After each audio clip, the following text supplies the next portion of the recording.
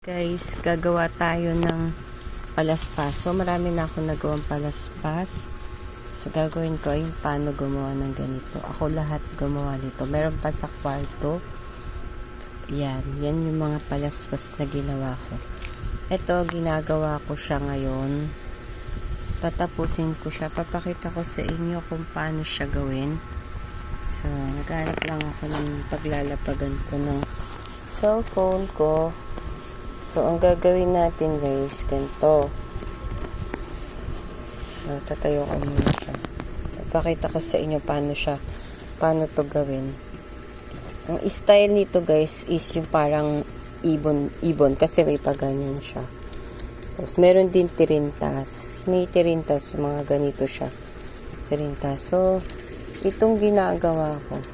Ito siya. Ayan. So, ingat-ingat din kasi madaling maputol yung mga dahon pag manipis. So, ito guys, itong gagawin ko, ayan siya guys. Unang gagawin ay